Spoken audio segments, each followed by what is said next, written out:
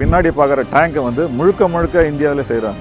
உலகத்திலே இந்த ஒரு டேங்கில் தான் ஃபஸ்ட் டைம் வந்து ஆட்டோமேட்டிக் லோடிங் கியர்னு ஒன்று இன்ட்ரடியூஸ் பண்ணாங்க. அது எப்படின்னா, ஒரு கன்னோட வெயிட்டு, ஒவ்வொரு ரவுண்டோட வெயிட்டு சொல்லப்போனால் முதல்ல அது 7லேருந்து 10 கிலோ வரைக்கும் இருக்கும்.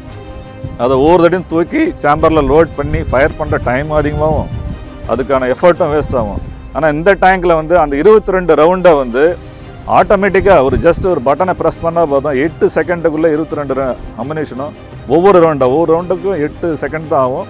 உள்ளே லோட் ஆகிடும், எய்ம் பண்ணலாம், ஃபயர் பண்ணலாம், லோடாகவும் எய்ம் பண்ணலாம், ஃபயர் பண்ணலாம். அந்த ஆட்டோமேட்டிக் லோடிங் கியர் முதல் தடவையாக அந்த T-72 சீரிஸ் டேங்கில் தான் வந்தது, வேறு எந்த டேங்க்லேயும் கிடையாது.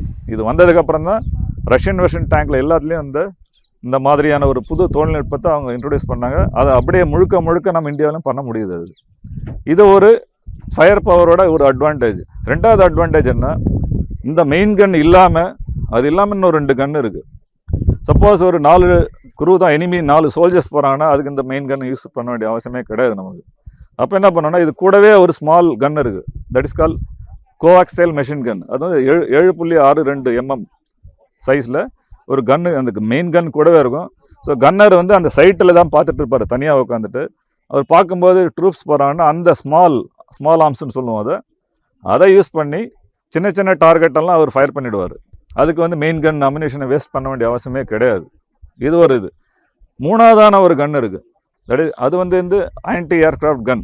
சப்போஸ் நம்ம டேங்க் இருக்குது, டேங்குக்கு முன்னாடி ஒரு ஃபைட்டரோ இல்லை ஹெலிகாப்டரோ வருது அப்படின்னா, லோ லெவல், அதாவது குறைவான அளவில் பறக்கிற விமானம் ஏதாவது வந்ததுன்னா அதை ஃபயர் பண்ணுறதுக்கு வந்து ஒரு ஆன்டி ஏர்க்ராஃப்ட் மிஷின் கன் ஒன்று இருக்குது. அது வந்து 12.7 mm போர் அப்படின்னு ஒரு கன் இருக்குது. அதை வந்து கமாண்டர் சைட்லேருந்து ஒருத்தர் வெளியே வந்து அதை பார்த்து ஃபயர் பண்ணுவார். அதுக்கு ஒரு சைட் இருக்குது, அதுக்கும் ஒரு அம்யூனிஷன் இருக்குது, அதையும் ஃபயர் பண்ணலாம். பின்னாடி பார்க்குற டேங்கை வந்து முழுக்க இந்தியாவிலே செய்கிறாங்க.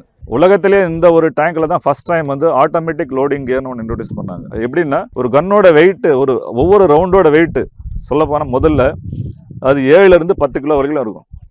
அதை ஒவ்வொரு தடையும் தூக்கி சேம்பரில் லோட் பண்ணி ஃபயர் பண்ணுற டைம் அதிகமாகும், அதுக்கான எஃபர்ட்டும் வேஸ்ட் ஆகும். ஆனால் இந்த டேங்கில் வந்து அந்த 22 ரவுண்டை வந்து ஆட்டோமேட்டிக்காக ஒரு பட்டனை ப்ரெஸ் பண்ணால் போதும், 8 செகண்டுக்குள்ளே 22 அம்யூனிஷனும் ஒவ்வொரு ரவுண்டுக்கும் 8 செகண்ட் தான் ஆகும்.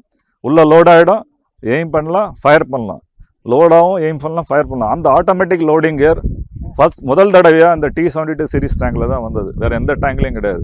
இது வந்ததுக்கப்புறம் தான் ரஷ்யன் வெர்ஷன் டேங்கில் எல்லாத்துலேயும் இந்த மாதிரியான ஒரு புது தொழில்நுட்பத்தை அவங்க இன்ட்ரடியூஸ் பண்ணாங்க. அதை அப்படியே முழுக்க நம்ம இந்தியாவிலும் பண்ண முடியுது. இது ஒரு ஃபயர் பவரோட ஒரு அட்வான்டேஜ். ரெண்டாவது அட்வான்டேஜ் என்ன, இந்த மெயின் கன் இல்லாமல் இன்னும் 2 கன் இருக்குது.